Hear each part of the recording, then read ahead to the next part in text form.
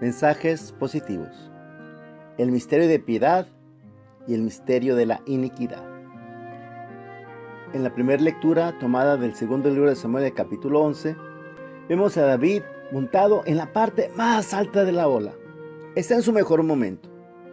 Había llegado a ser rey de todo Israel, pasando por tantas pruebas y peligros. Dios lo ungió siendo un sencillo pastor y lo fue cuidando y protegiendo. David procuró también mantenerse cerca de Dios. Y si no tomó la vida de Saúl, las dos oportunidades que tuvo fue por respeto a que era el ungido de Yahvé. Y así, pasando por 1001 cosas, llegó a ser rey. El problema fue que, una vez instalado, la cabeza se le llenó de humo. El poder corrompe. David manda a sus tropas a la guerra, pero él se queda en Jerusalén dándose la gran vida. Tanto trabajo le había costado llegar a ser rey, ¿por qué no disfrutarlo? Dice el texto que un día al atardecer se levantó de dormir. ¡Ay, qué a gusto! Y se puso a pasear por la terraza del palacio, ventaneando a sus vecinos que vivían más abajito. Dicen que la pereza es la madre de todos los vicios, y David se dejó mecer en sus brazos. Estando pues ventaneando a sus vecinos, miró una mujer muy hermosa bañándose. Preguntó por ella y supo que era Betsabé, hija de Eliam, y que era esposa de uno de los oficiales de su ejército, Urías el hitita. David la mandó traer. Él era el rey y podía hacer lo que quisiera. La mujer acepta tener relaciones con él. Será guapo, con mucho carisma y pues era el rey. Tiene relaciones sexuales y al tiempo ella le informa que está embarazada. Eso siempre ha sido un problema, pero más en aquella época en que a los adúlteros se les apedreaba. David se pone a pensar buscando salir bien librado. Se le ocurre algo para él muy bueno. Mandó traer al esposo, a Urías, y tras pedirle que le informara sobre el estado de la guerra, le dijo: ve a descansar a tu casa, en compañía de tu esposa, bien merecido lo tienes. Dicen en mi pueblo, le quiso hacer de chivo los tamales. Pero los soldados tenían una ética y como parte de ella no podían tener relaciones sexuales cuando estaban en campaña militar, y no se fue a su casa. Cuando le avisaron a David que Urías no se había ido a su casa, ahora lo invita a comer, lo hace tomar hasta embriagarse y así lo volvió a mandar a su casa. Pero Urías se quedó con los soldados, tan fiel a su ética el hombre. Entonces David buscó una solución más terrible. Lo mandó de regreso a la guerra con una carta para Joab, que era el jefe del ejército, en la que le ordena: pon a Urías en el sitio más peligroso de la batalla y déjalo solo para que lo maten. Joab cumple la orden y Urías no tarda en morir. ¿Qué no era David amigo de Dios? ¿Qué no era el hombre según el corazón de Dios? Sí, sí lo era.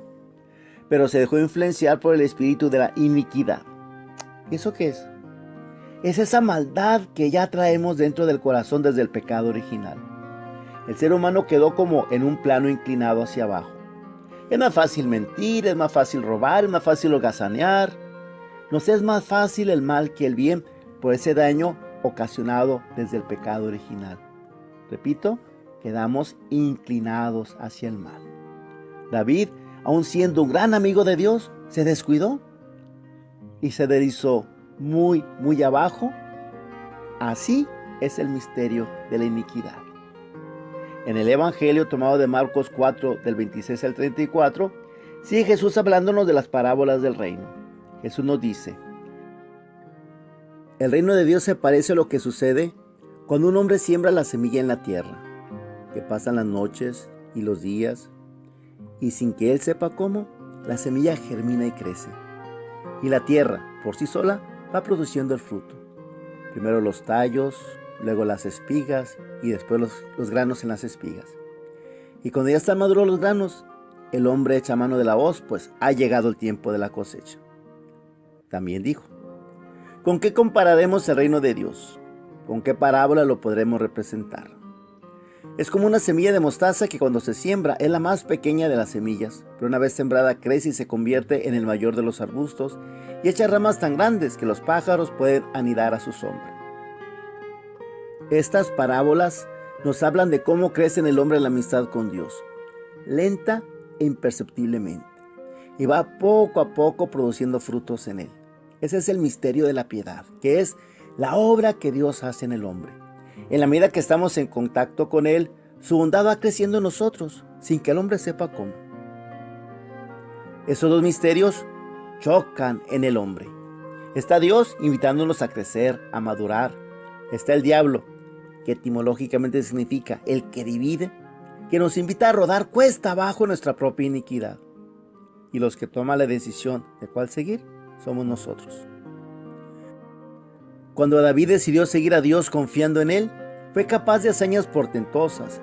Y así, aquel humilde pastorcito que no fue tomado en cuenta por su padre cuando Samuel le pidió que le presentara a sus hijos, pudo superar al gigante Goliat y sobrevivir a la encarnizada persecución de Saúl y pasar por tantas cosas hasta que finalmente pudo ser rey de Israel. Pero, soltándose de la mano de Dios, rodó cuesta abajo en el misterio de la iniquidad. Unidos a Dios podemos hacer maravillas, como cuando Pedro, siguiendo a Jesús, pudo caminar sobre el agua, dice Mateo 14, 22 al 33. Pero al quitarle la vista a Jesús para ver la violencia del viento, se empezó a hundir, como era normal que ocurriera. Deja lo sobrenatural, porque su mente se aferra a lo natural, a lo lógico, y se hunde. También a nosotros Dios nos invita y nos convoca a su amistad. Y en la medida en que entramos en su ámbito sobrenatural y obedecemos sus mandatos de orar, participar de los sacramentos, cumplir los mandamientos, perdonar las ofensas, ser compasivo con los pobres e incluso misericordioso con los que han caído, sin que sepamos cómo, sin prisa, pero sin pausa, crecerá en nosotros el misterio de la piedad. Y en la medida que nos alejemos de él, con apatía, con pereza, cayendo en vicios, crecerá en nosotros el misterio de la iniquidad. ¿Cuál de los dos está más presente en tu corazón? Mensajes positivos.